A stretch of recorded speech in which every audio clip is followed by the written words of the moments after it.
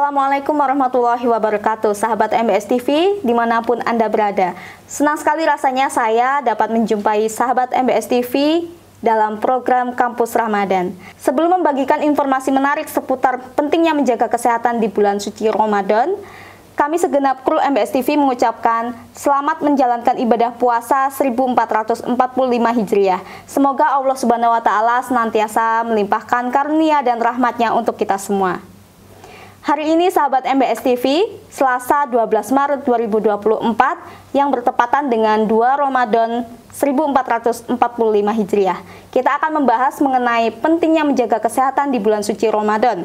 Kita akan membahasnya bersama dengan Ustazah Fani Anindya, Ahli Media Keperawatan, Kepala Pos Kesehatan Pesantren MBS. Penasaran bagaimana dan seperti apa pentingnya menjaga kesehatan di bulan suci Ramadan? Bersama saya, Endang Fitriani.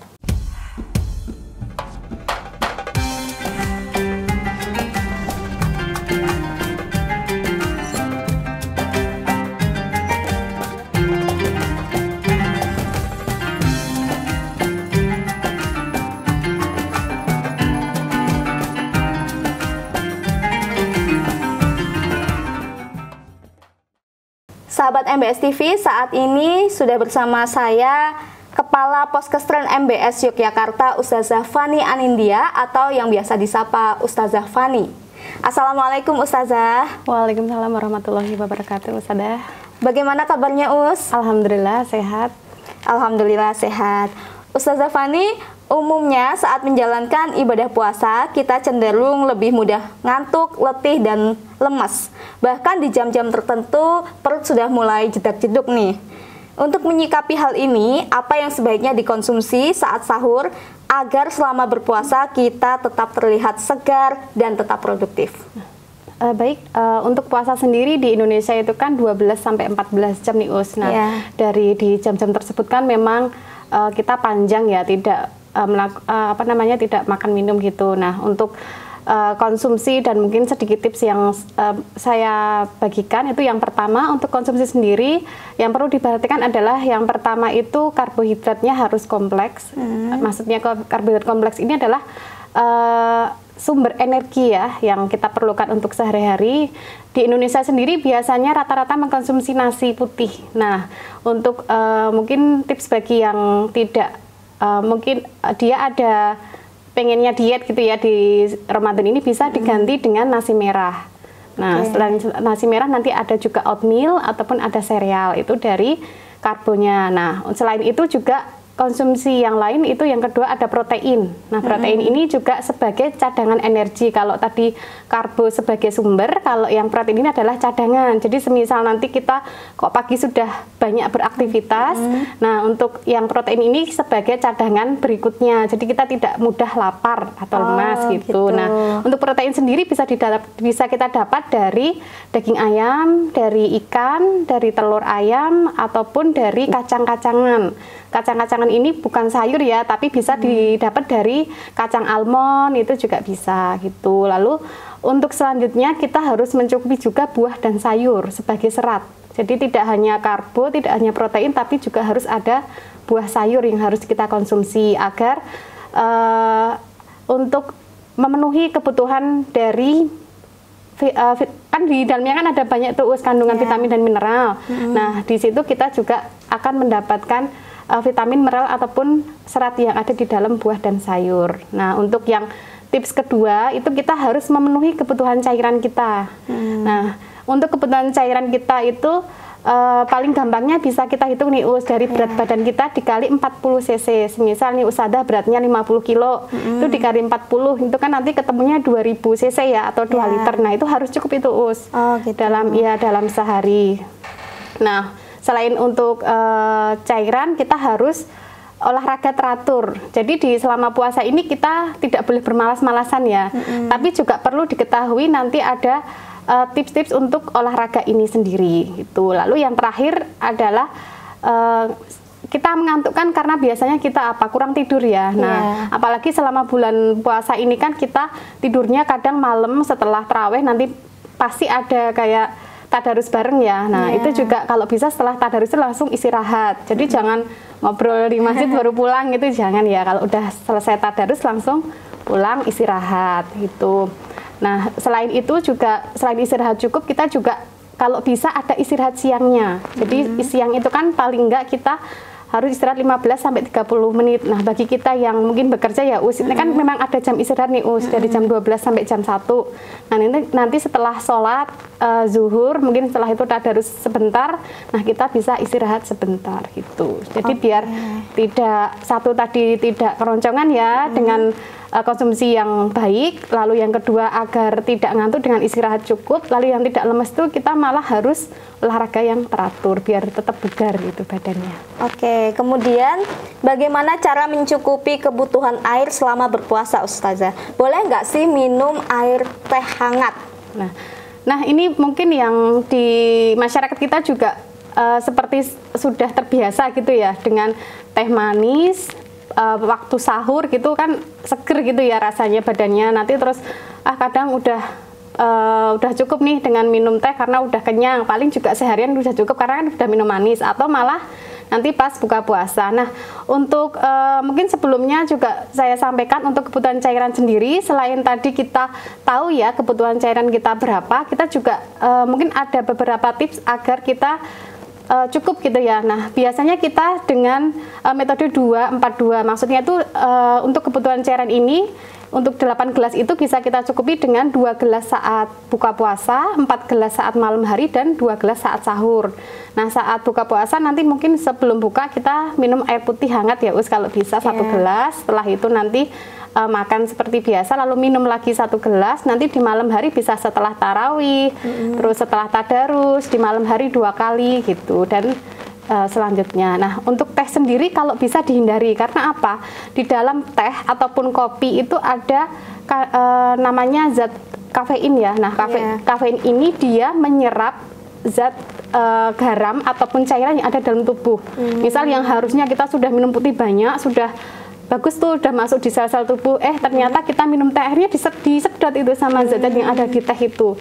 Nah, dari teh itu makan dia akan keluar lewat ginjal ya, lewat saluran pipis, akhirnya kita pipis terus-terusan. Yang tadinya kita kok sudah kenyang minum teh, nggak usah minum putih gitu ya, karena takut kembung ya biasanya kalau sahur.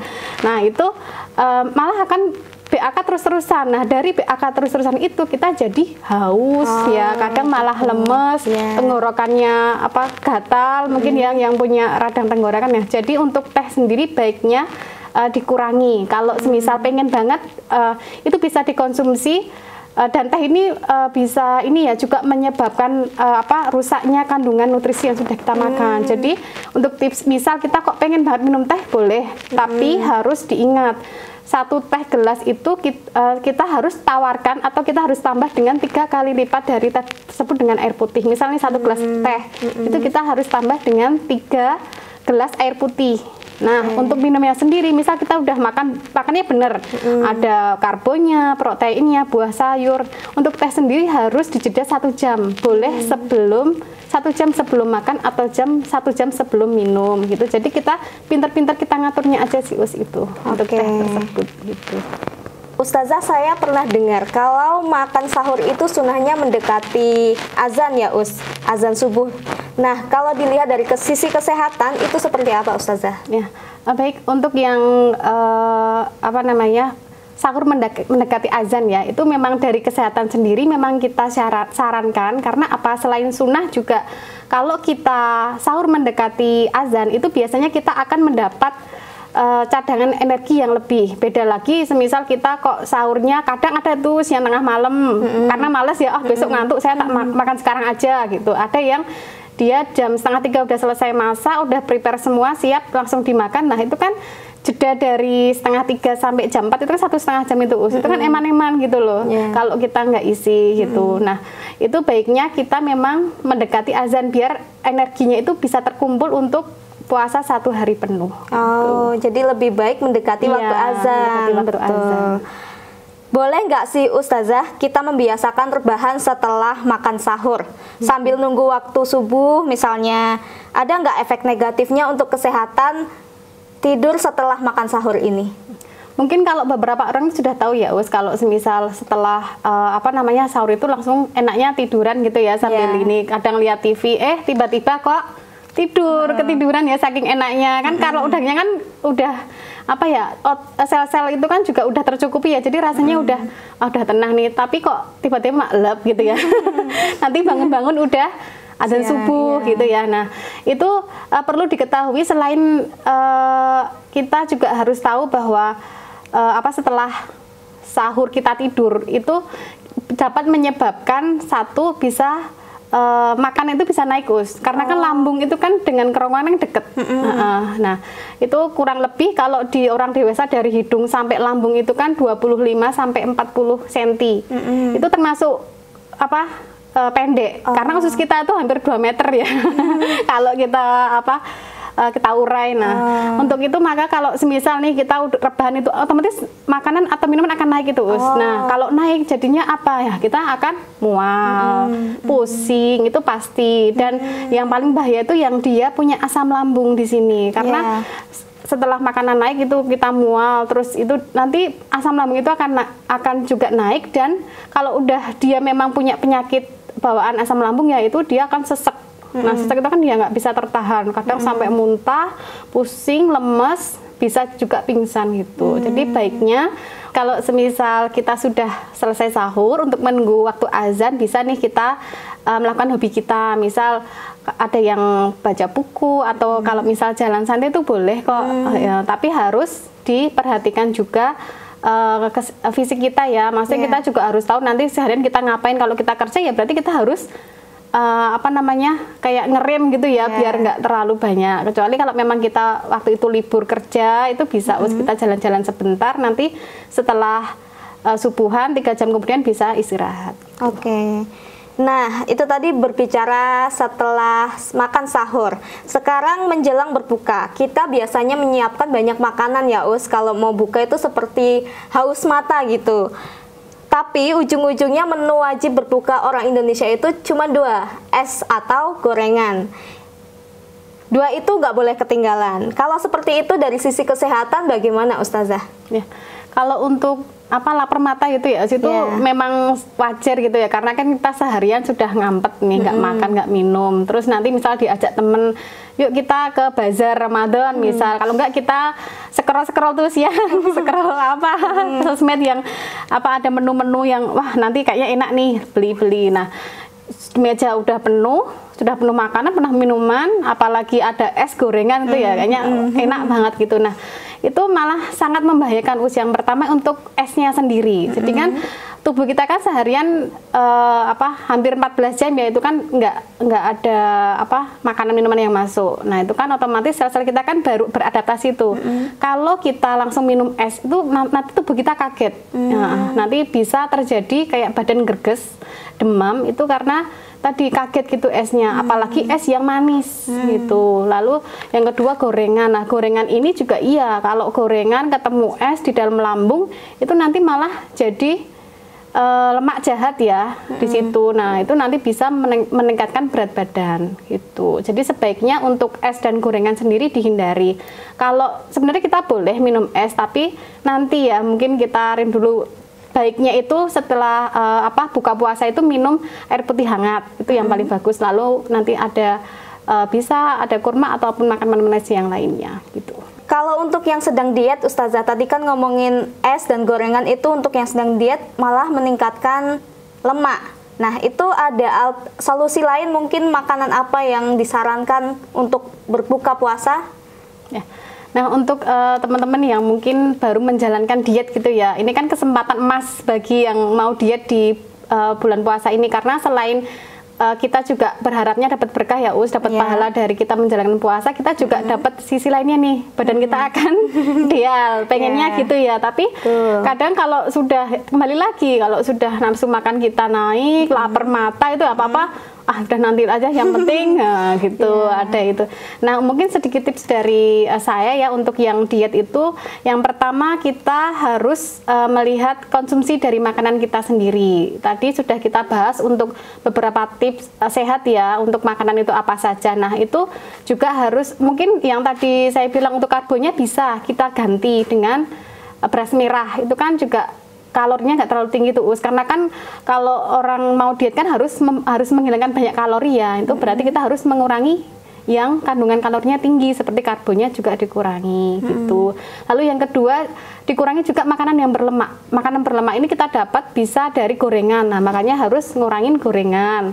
Lalu ada santan ya, kadang kan kolak enak ya itu, manis, seger gitu ya, nah itu juga ada banyak lemaknya di situ. Selain itu juga ada dari jeru-jeruan, mungkin yang suka jeru-jeruan gitu, seperti anti ampela ya, anti ampela itu kan juga harus dikurangi. Jadi memang harus tercukupi juga kebutuhannya, kita juga harus tahu gitu loh itu apa aja, lalu kita harus mengurangi yang berlemak, manis, bersantan gitu, dan juga harus olahraga teratur. Baik, itu tadi untuk diet, dan mungkin yang punya penyakit lambung juga ya Us, berkaitan untuk mengurangi makanan-makanan tertentu dan menggantinya dengan makanan yang lebih baik seperti beras merah. Betul.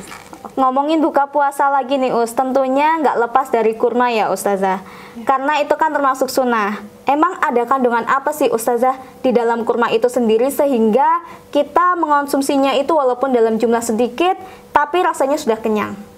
Nah, untuk kurma sendiri kenapa Rasulullah menyarankan ya, atau sebagai sunnah kita untuk saat berbuka kan dengan kurma, dengan minum air ataupun dengan makan kurma itu. Nah, dari kurma sendiri kandungannya banyak Us. Yang pertama dia ada karbonnya.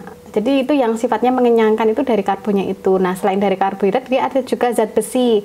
Makanya bagus tuh bagi yang misal ibu-ibu yang misal hamil ataupun bagi yang remaja yang dia memang HB-nya rendah gitu ya, itu juga bisa dengan kurma. Lalu selain itu juga dia ada kandungan zat vitamin juga, ada vitamin macam-macam sih di dalamnya, ada vitamin B yang memang bagus untuk saraf ataupun otot kita. Dan terakhir dia juga ada kandungan mineral dan juga ada seratnya. Jadi semisal kita nih udah dari minum 1 gelas, kita makan kurma 1 atau 3 itu udah kenyang. Nah, karena dari situ memang kandungannya sudah lengkap sekali, walaupun bentuknya kecil ya, itu tapi alhamdulillah kandungannya sangat banyak. Gitu. Nah, kalau kebetulan tidak ada kurma ini bagaimana Ustazah? Apakah ada buah lain yang mungkin kandungannya hampir sama dengan kurma yang bisa disarankan untuk berbuka puasa? Nah, untuk buah sendiri yang selain kurma itu ya, karena sebenarnya semua buah itu bagus Us, kecuali kalau dia memang yang punya asam lambung tadi kan harus mengurangi makanan pedas dan asam. Nah, kalau biasanya tuh buah yang dia sifatnya asam itu kan yang mengandung vitamin C seperti jeruk ya, itu sebenarnya bagus kalau dia juga memang mungkin nih kalau yang udah asam lambung kan dia konsumsi obat rutin tuh, nah itu juga nggak masalah. Nah, untuk pengganti kurma, semisal nggak ada itu bisa itu dengan pisang, dengan alpukat, itu juga bisa. Jadi sifatnya semua buah itu bagus gitu. Untuk sahabat MBS TV yang ketika berpuasa harus dalam kondisi minum obat misalnya 3 kali sehari ini Us, bagaimana cara mengaturnya? Nah, untuk konsumsi obat sendiri nih Us, kita kan ada beda-beda nih yang dapat resep dari dokter gitu ya. Ada yang sehari sekali, sehari 2 kali, sehari 3 kali. Yang mungkin yang tadi Ustazah tanya kan yang sehari 3 kali ya. Karena kalau yang sehari sekali kan pasti tahu nih bisa waktu sahur atau buka. Yang 2 kali juga iya, waktu sahur dan waktu buka. Nah, yang 3 kali itu gimana gitu. Betul. Nah, mungkin yang pertama yang harus kita tahu itu obat untuk apa dulu gitu. Kalau semisal dia semisal antibiotik nih Us, itu kan ada yang 3 kali. Nah, kita kalau semisal kita waktu kita gini, besok saya sakit tapi saya pengen puasa gitu. Nah, waktu kita periksa atau konsultasi ke dokter, kita tanya nih, Dok, ini kan saya dapat antibiotik, boleh ada nggak sih Dok kandungan antibiotik yang bisa diminum 2 kali ataupun 1 kali. Nah, kadang dokter itu bisa menyarankan Us, kan ada nih yang sifatnya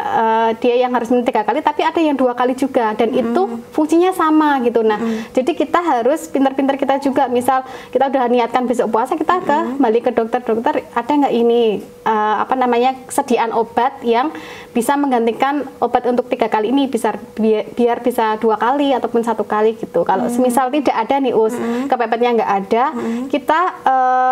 kita harus menghitung ya rentang waktu kita buka puasa sama sahur itu berapa jam. Nah itu dibagi 3. Nah paling gampangnya biasanya kalau di rumah sakit itu disarankan di jam 18 atau setelah buka puasa, lalu nanti di jam 11 malam dan nanti di setelah sahur atau jam 4 tadi gitu Ustazah.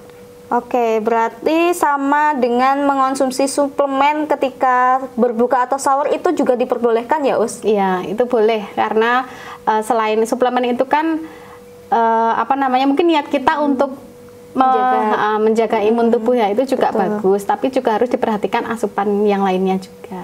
Oke, nah untuk santri MBS nih Us yang sedang mondok, apa tips dan triknya agar tetap fit selama puasa?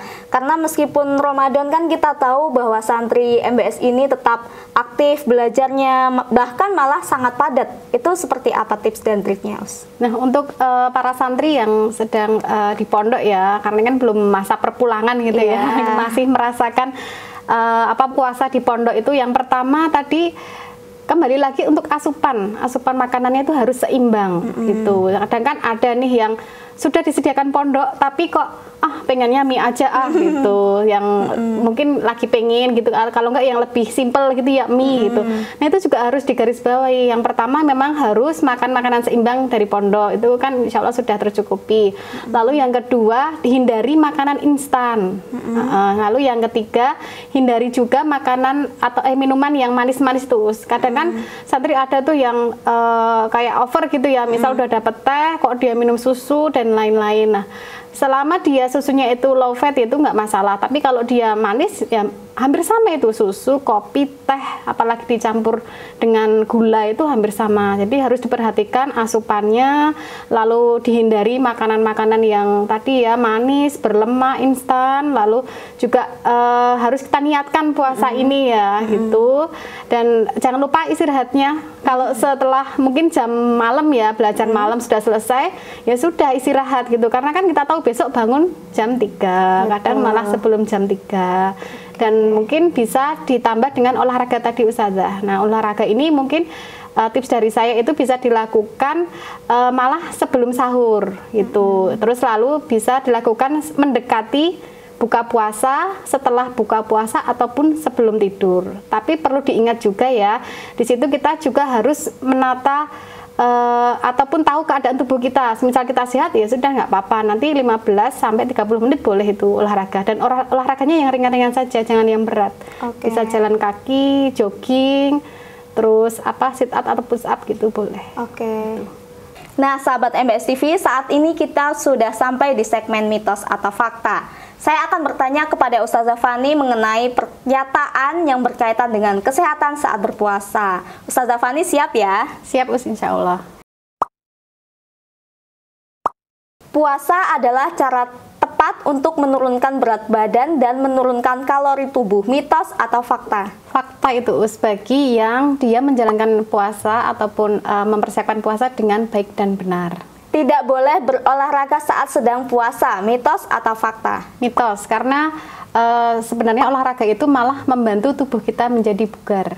Ibu menyusui dilarang berpuasa karena dapat mengganggu produksi dan kualitas ASI. Mitos atau fakta? Mitos itu, karena kan tidak ada hambatan ya, selama ibu menyusui tersebut dapat mencukupi kebutuhan cairan. Nanti hanya kalau puasa kan hanya menggeser jam aja ya untuk makan dan minum. Jadi selama malam hari dia bisa mencukupi kebutuhan cairan dan nutrisi, insya Allah nanti malah ASI semakin banyak. Puasa membuat susah konsentrasi. Mitos atau fakta? Itu juga mitos karena selama kita menjalankan ibadah puasa itu malah sel-sel yang ada di dalam otak itu meregenerasi. Jadi bukannya semakin tidak fokus, tapi kita justru malah ada perbaikan fungsi otak di situ.